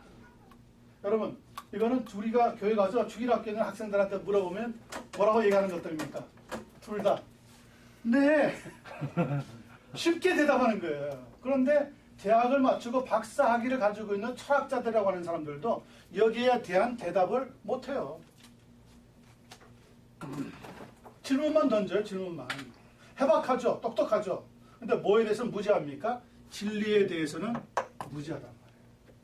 진리에 대해서. 그런데 예수 그리스도를 만나면 그 순간에 우리는 어디에 들어갑니까? 진리의 세계로 들어갑니다. 아멘. 진리의 세계로 들어갑니다.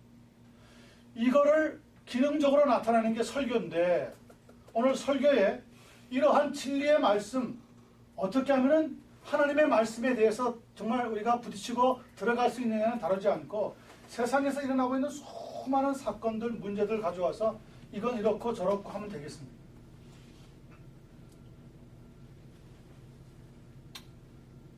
이런 목사님도 있어요. 요즘 한국 우리 젊은 여자분들이 미국의 LPGA 여자 골프에서 두각을 나타내니까 우승할 때마다 그 선수들 소개하느라고 난리 목사님. 지난번에는 브리티시에서 박인비라고 하는 선수가 우승을 했는데 이 선수는 누구고 한 15분 설명하더라고요. 그리고 한 10분 설교하고 끝이. 그걸 과연 우리가 하나님의 말씀을 증거하는 것이라고 볼 수 있을까?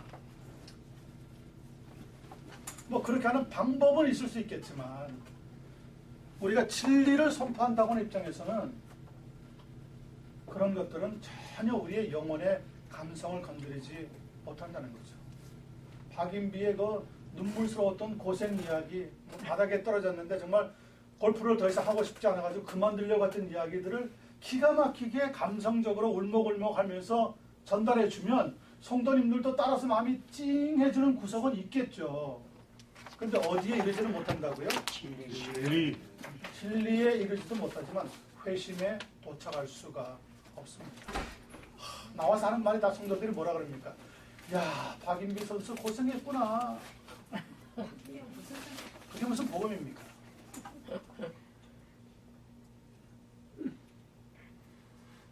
목사님, 그럼 설교할 때 어느 정도까지 그게 계속 좀 이렇게 그게 되는 건가요? 그러니까 그게 이제 우리가 다룰 게 이제 삼과입니다.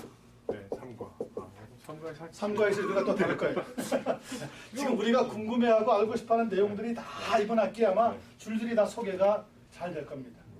그 같이 보시면서 계속 살아가겠습니다. 자, 사람들의 무지가 그렇게 철학자였음에도 불구하고 진리에 대해서 무지했고, 이러한 사람들의 무지를 해결해 주는 것이 구원이고, 성경은 사람들에게 없는 이 지식을 줄 때 구원이 임한다고 가르치고 있습니다. 이것은 항상 설교에 우선권을 주어야 한다고 하는 사실을 보여주고요. 설교는 교회와 설교자의 고유한 권한이라고 말할 수가 있을 겁니다. 3번 설교자의 사명. 위에서 이렇게 언급했던 고유한이라고 하는 단어는 예외적인 혹은 특별한이라고 하는 말로 바꾸어도 좋습니다. 그 말은 즉 오직 설교자만이 할 수 있는 일이라고 하는 것을 강조하기 위해서 그 단어를 사용하고 있습니다. 사도 바울도 이러한 복음을 증거하기 위해서 내가 하나님의 일꾼이 되었다고 스스로 고백하고 있다는 것을 볼 수가 있습니다. 다음 페이지입니다. 4페이지. 그 다음 페이지 보시면 4번 교회의 사명. 그럼 사명이 무엇이냐? 교회는 만민에게 하나님의 구원의 비밀을 드러내고 하늘에 있는 통치자들과 권세자들에게도 하나님의 각종 무엇을 알게 하는 데 있습니까? 하나님의 지혜, wisdom of God, 하나님의 지혜를 알게 하는 데 있습니다. 하나님의 지혜. 자, 2번. 그러면 교회가 할 일에 대해서 몇 가지 살펴봅니다. 교회가 그러면 무슨 일을 해야 합니까? 1번. 복음의 말씀을 전하는 고유한 역할을 감당하면서 또 고유한 임무를 수행하기 위해 교회는 설교자를 무엇해서 세워야 합니까? 구별해서 세워야 합니다. 여러분, 목사님 청명할 때 그 목사님 아무개 목사님 추천했다. 그렇게 해서 데려오면요 10중 8구 실패합니다. 그 목사님의 설교가 하나님 말씀에 얼마나 집중해 있느냐, 이걸 살펴보셔야 돼요. 아, 우리한테 편안한 말씀 잘 전하는구나. 그렇게 해서 목사님 모셔다 놓으면요 항상 갈등이 일어납니다. 사람 좋다고 되는 문제도 아니고요, 설교자는. 그리고 목소리 좋다고 되는 것도 아닙니다. 이 목사님 들으면 그냥 목사님의 설교가 너무너무 멋있어. 그 멋있는 것도 두세 달이라니까. 성경에도 나오잖아요. 고운 것도 헛되고 아름다운 것도 지나간다. 하나님 말씀에 있어야 돼. 하나님 말씀. 자, 2번. 인간을 하나님과 바른 관계로 이끌면서 무엇게 하는 일을 하는 기관이 교회를 세우는 겁니까? 하나님과 화목케 하는. 하나님과 화목케 하는. 그러한 기관인 교회를 세우는 것이 진짜 교회가 해야 하는 일입니다. 1번. 그 중에 세상에 있는 매개체의 가치, 의술이나 국가, 다른 종교, 사교 및 심리학, 정부기관 등등을 인정하며 또 상당한 유익을 끼칠 수 있다는 것을 인정하지만 이런 매개체들이 어떤 기관은 아닙니까? 참된 영적인 기관은 아닙니다.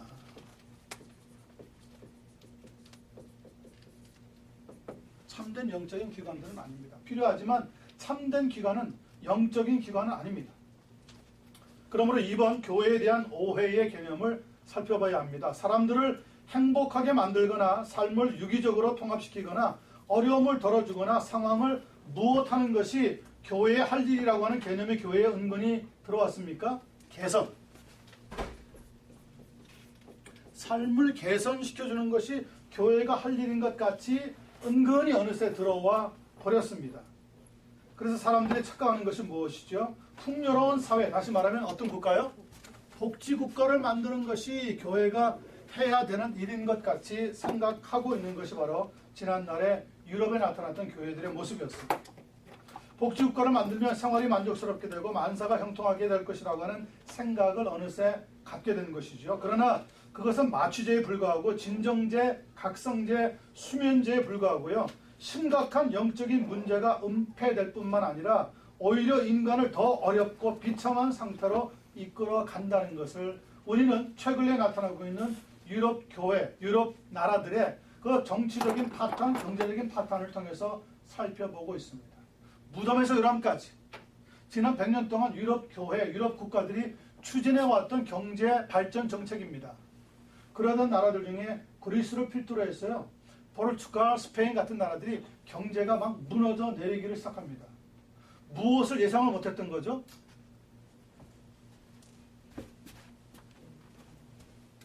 인간들이 그렇게 장수해서 노인 세대가 젊은 일하는 세대보다 더 급작스럽게 나타날 줄 생각을 못했던 거예요. 여러분, 사람들의 상상은 항상 우리가 가지고 있는 그릇에 넘지 못합니다.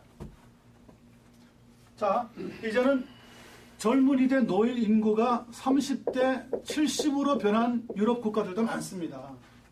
그러면 이 70에 해당하는 노인 세대, 일하지 않고 있는 세대를 부양하기 위한 일하는 세대 30%는 지난날보다 더 힘든 시간들을 지금 보내고 있는 거죠. 그런데 참 놀라운 거는요, 이 70%에 해당하는 노인 인구들이 해마다 주는 게 아니라 해마다 1% 이상씩 늘고 있다고 하는 사실. 그러니 미국도 그렇고 한국도 그렇다잖아요. 2025년인가 되면 한국은 처음으로 노인 인구가 젊은이들 인구를 능가한답니다. 그러면 이제 여러분들의 자녀들 시대가 되면 노인들, 여러분과 같은 노인들, 우리 같은 노인들 이제 부양하느라고 절절절 매야 되는 거예요. USC 같은 데는 지금 교육비가 1년에 7만 불 넘었대죠? 7만 5천 불. 네. 이게 지금 말이 안 되는 얘기잖아요. 그런 상태에서 자기 돈 내고 어떻게 공부합니까? 전부 론하겠죠. 그러면 빚지고 계속 하는 거예요. 계속. 평생 갚아요. 평생 갚아도 못 갚죠.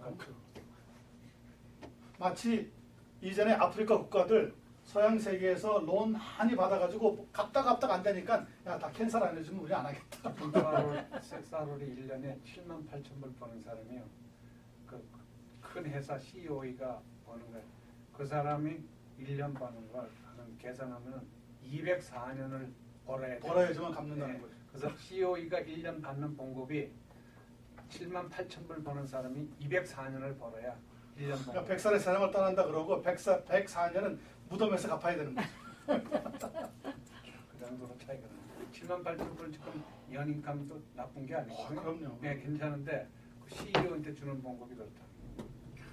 자, 사람들이 착각하는 게 바로 그런 겁니다. 풍요로운 사회, 복지국가가 만들어지면 이 땅에 파라다이스가 만들 줄로 생각하는데 천천만의 이야기라는 것을 성경이 보여주고 있는 거죠. 자, 3번. 설교라고 하는 것은 바로 이러한 인간의 근본적인 문제를 끄집어내어서 철저하게 다룰 수 있는 일이고요. 이 전문적인 일은 교회의 고유한 임무입니다. 이처럼 교회는 여러 매개체 중에 하나가 아니고 사교와 경쟁하는 것도 아니고 다른 종교와 경쟁하는 것도 아니고 심리학자나 다른 정치단체나 사회단체나 그런 것과도 경쟁하는 것도 아닙니다. 교회는 뭐하고도 뭐한 기관일까요? 특별하고도 독특한 기관입니다.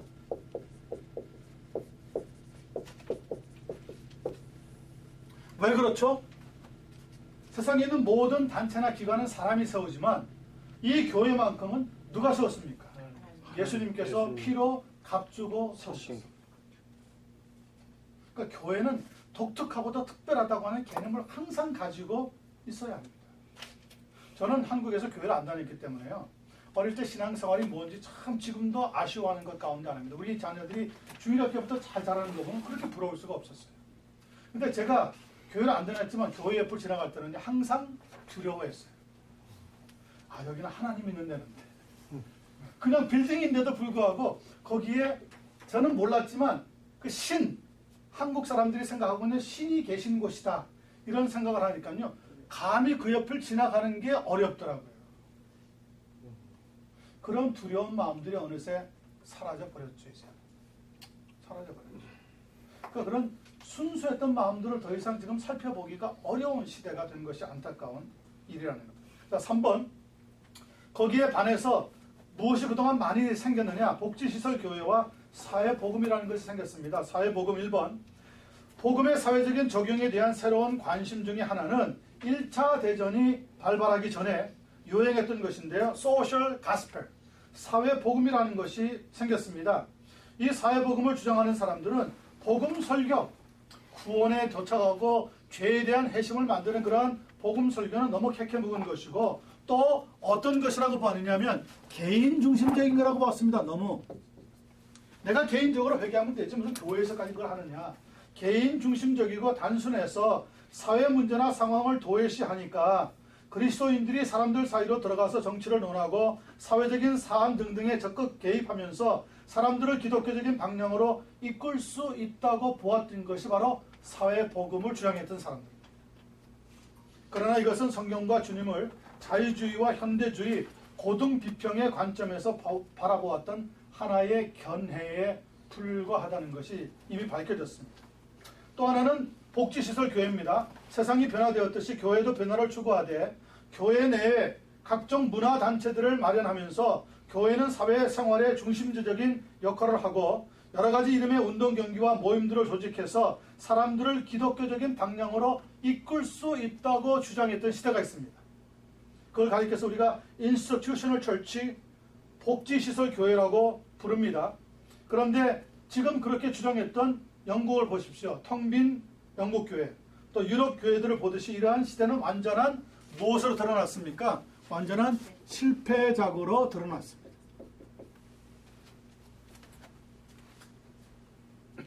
한때 미국에서도 백화점식 교회를 추구했던 데가 있습니다. 교회 가면 뭐가 다 있는 거예요. 교회 가면.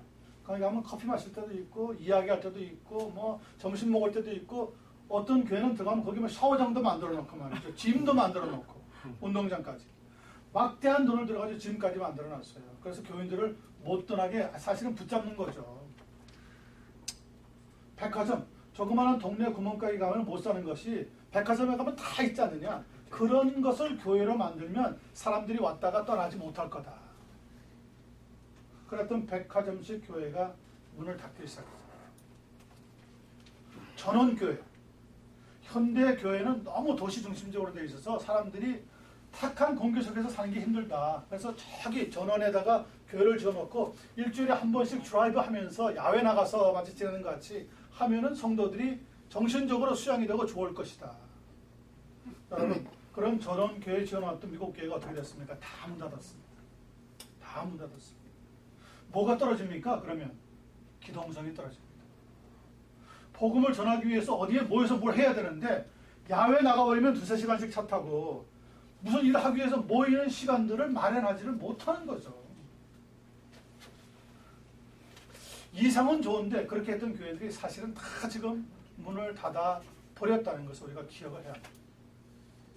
그런 데는 뭐가 죽어버립니까? 설교가 죽어버립니다. 뭐요?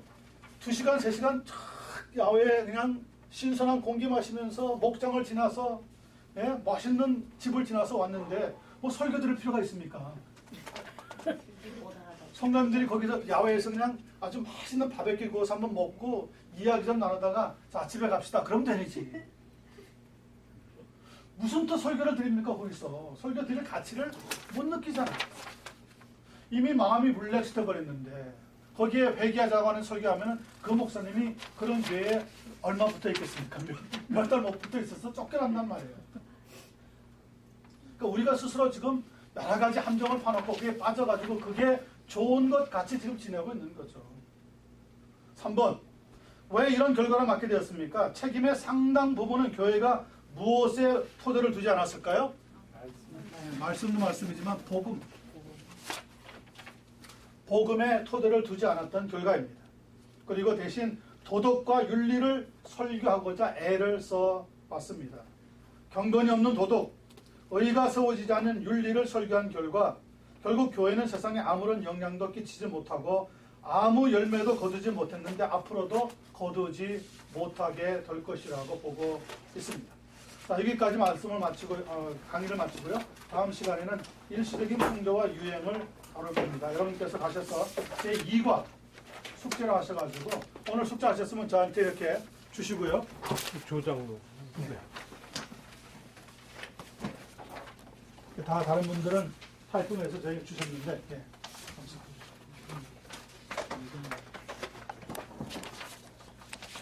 예, 한 장 혹은 두 장으로 만들어서 저에게 제출하시면 됩니다. 이렇게 해서 13번을 모으면 이번 학기에는 시험은 없고 이것으로 대치합니다. 그리고 특별히 넥스터 과정에서 공부하시는 분들은 오병 이어를 빨리 많이 좀 읽어보시고 세 군데로 나누어서 2, 3페이지씩 각각 설교문을 만들어 오는 겁니다. 자, 기도하겠습니다.